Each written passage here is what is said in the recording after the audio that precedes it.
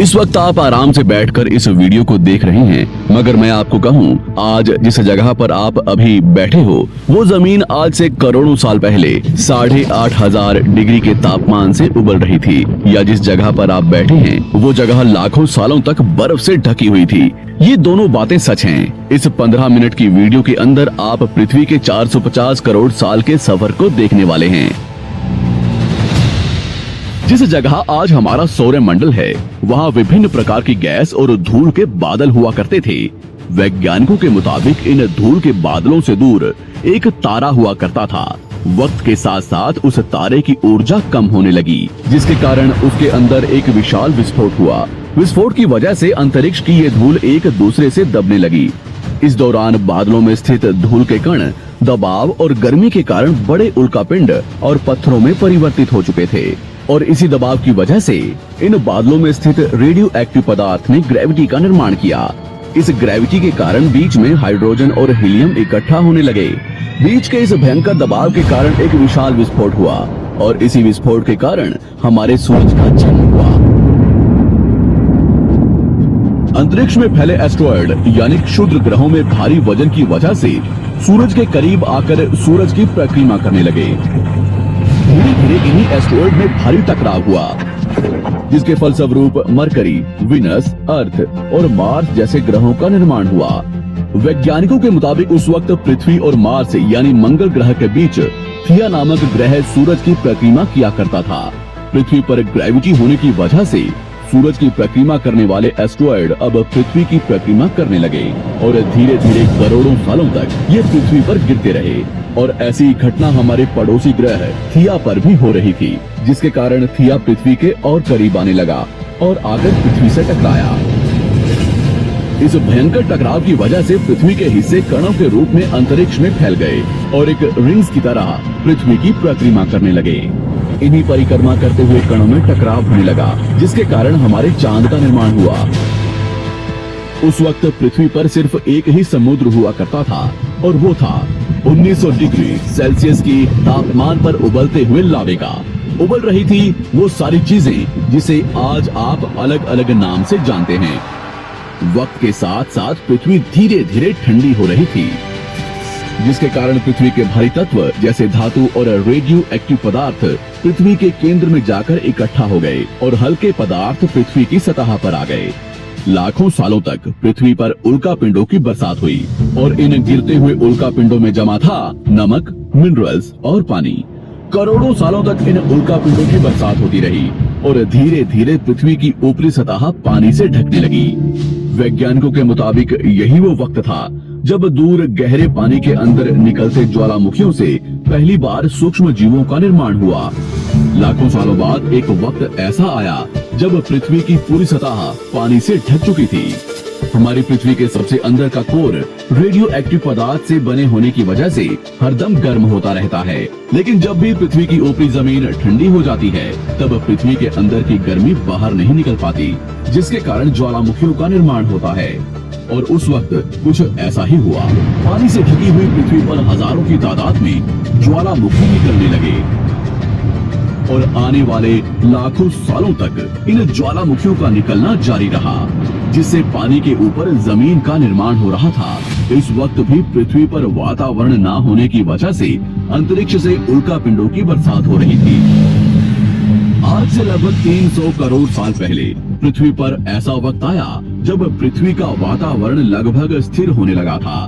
ज्वालामुखी निकलने धीरे हो गए थे, और पृथ्वी का एक दिन 12 घंटे का हुआ करता था। साल बीतते गए, और धीरे धीरे ये सूक्ष्म जीव विकसित होते गए और समूह में रहने लगे। आज से लगभग 250 करोड़ साल पहले पहली बार पृथ्वी पर ऐसे जीवों का निर्माण हुआ जो जीने के लिए ये पानी के अंदर के मिनरल्स यानी खनिज पदार्थ और धूप का इस्तेमाल करते थे, और मल त्याग के रूप में ऑक्सीजन बाहर निकालते थे। इस वक्त तक पृथ्वी पर ज्यादातर ज्वालामुखी निकलने बंद हो चुके थे, और इन माइक्रोबैक्टीरिया की वजह से वातावरण में ऑक्सीजन की मात्रा बढ़ रही थी। वातावरण में ऑक्सीजन बढ़ने की वजह से पृथ्वी का वायुमंडल बनना शुरू हुआ, और आने वाले हजारों सालों तक वातावरण में ऑक्सीजन की मात्रा बढ़ती रही। जिसकी वजह से पृथ्वी के ज्यादातर हिस्सों में ये सूक्ष्म जीव फैल गए। हजारों सालों बाद एक वक्त ऐसा आया जब पृथ्वी में ज्यादा ऑक्सीजन बढ़ने के कारण ये सूक्ष्म जीव मरने शुरू हो गए। उस वक्त तक पृथ्वी का वातावरण ठंडा होने के साथ साथ ऑक्सीजन से भी भर चुका था, जिसके कारण जमीन और वातावरण में स्थित आयरन यानी लोहे के मिनरल्स पानी में स्थित ऑक्सीजन से रिएक्ट होने लगे। और एक वक्त ऐसा आया जब पृथ्वी की जमीन आज के मार्स के जैसे लाल हो चुकी थी।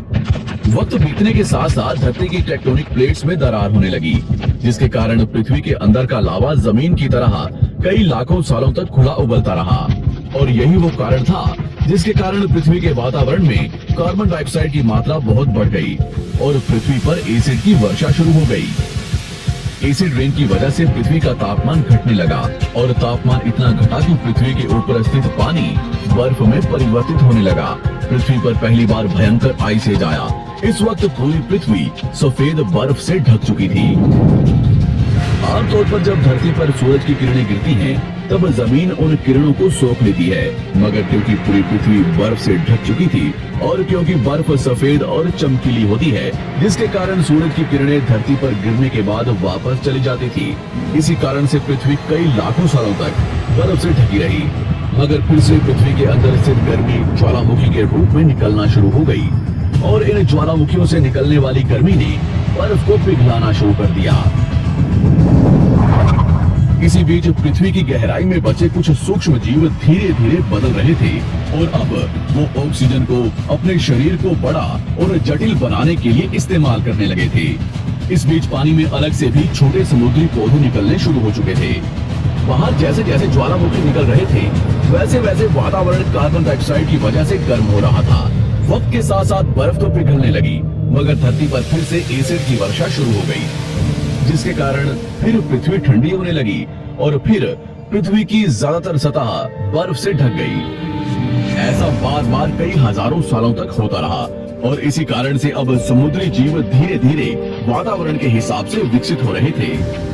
इस बीच कई सारे जीव और समुद्री जंगल विलुप्त हो गए, मगर जो बच गए वो धीरे धीरे पृथ्वी के बदलते तापमान के हिसाब से ढलते गए और अब हजारों सालों बाद समुद्री पेड़ बर्फ की वजह से पूरी तरह से मरते या सूखते नहीं थे। अब सूक्ष्म जीव समुद्री जीव बन चुके थे।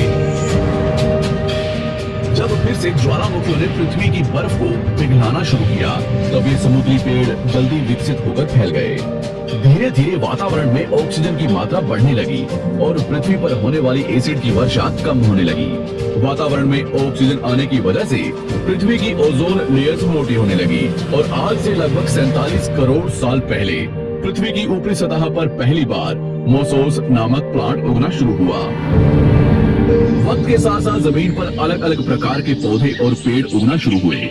एक वक्त ऐसा आया जब जमीन के पेड़ों की लंबाई लगभग 80 से 100 फीट जितनी या आज के 5 से 6 मंजिला बिल्डिंग जितनी ऊंची हो चुकी थी। ये वो वक्त था जब समुद्री जानवर समुद्र से बाहर निकल रहे थे और जमीनी जानवरों में परिवर्तित हो रहे थे। धरती की ज्यादातर जमीन एक जगह इकट्ठी हो चुकी थी, जिसे आज हम पैंजिया महाद्वीप के नाम से जानते हैं। पृथ्वी का वातावरण और तापमान लगभग स्थिर हो चुका था और अब करीब 21 से 23 घंटे का दिन हुआ करता था। अब समुद्री जीव पानी से बाहर रहने लगे थे और वातावरण के हिसाब से उनके शरीर का रंग रूप बदल रहा था। धीरे धीरे ये जमीनी जानवर डायनासोर्स में परिवर्तित हो गए। जिन डायनासोर्स ने पेड़ पौधे खाने शुरू कर दिए, उनका शरीर लंबा और विशाल रूप से विकसित होने लगा। कुछ डायनासोर्स शिकार किया करते थे, जिसके कारण वे छोटे और तेज होते चले गए।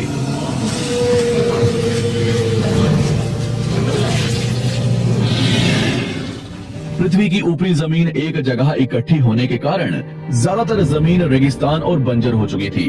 ज्यादातर जंगल समुद्र के करीब हुआ करते थे, जिसमें डायनासोर्स रहा करते थे। आज से लगभग 20 करोड़ साल पहले पैंजिया महाद्वीप टूटना शुरू हो गया।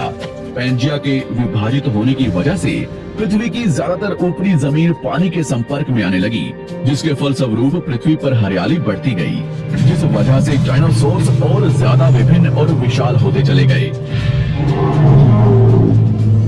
डायनासोर्स ने आने वाले लगभग 20 से 30 करोड़ सालों तक पृथ्वी पर राज किया। उस वक्त डायनासोर्स समुद्र से लेकर जमीन और आसमान तक पूरी पृथ्वी पर राज किया करते थे। इस दौरान अफ्रीका से टूटा भारत सीधे आकर आज के तिब्बत से टकराया और इस टकराव की वजह से हिमालय का निर्माण हुआ। आज से लगभग 6.5 करोड़ साल पहले पृथ्वी की तरफ आज के माउंट एवरेस्ट से भी बड़ा लगभग 4.5 लाख करोड़ किलो जितना वजनिया उल्का पिंड लगभग 80,000 किलोमीटर प्रति घंटे की स्पीड से पृथ्वी की तरफ आ रहा था। पृथ्वी की सतह को छूते ही उसमें भयंकर आग लगी और वो जलते हुए सीधा पृथ्वी से टकराया। इस टकराव से निकलने वाली ऊर्जा आज के 10 करोड़ परमाणु बम एक साथ फटने के बराबर थी। जहां ये उल्का पिंड गिरा, वहां के जानवर और पेड़ तुरंत भाव बनकर जल गए।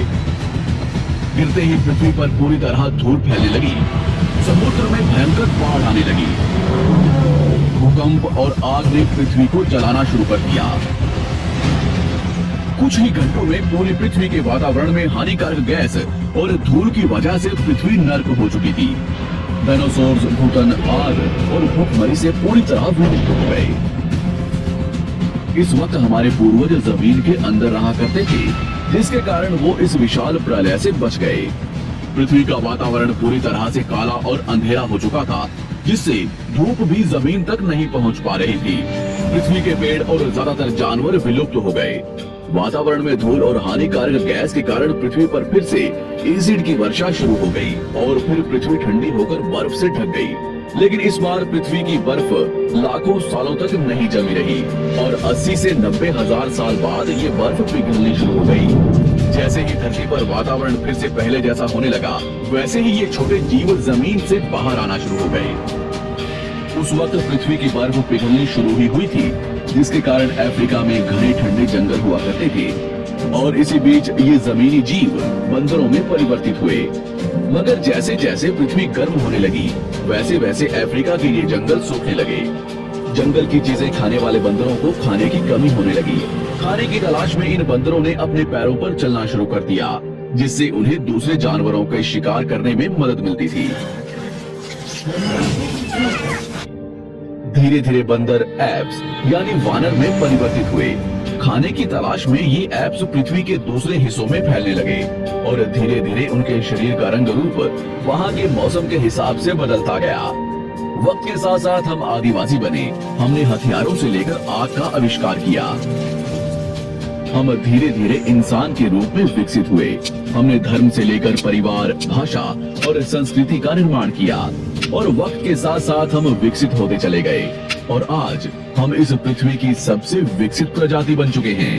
पृथ्वी को आज की जैसे बनने में लगभग 450 करोड़ साल का वक्त लगा है और हमें एक छोटे जमीन में रहने वाले जानवर से इंसान बनने में कई लाखों सालों का। मगर हमने इन 100 सालों में जितना पृथ्वी को गंदा और तबाह किया है, उतना आज तक किसी भी प्रजाति ने नहीं किया होगा। हम फिर से धरती को गर्म कर रहे हैं और कार्बन डाइऑक्साइड की मात्रा बढ़ा रहे हैं। वैज्ञानिकों का मानना है कि पृथ्वी पर फिर से विशाल परिवर्तन होने वाला है। भविष्य में पृथ्वी कैसी होगी, जानेंगे हमारी अगली वीडियो में।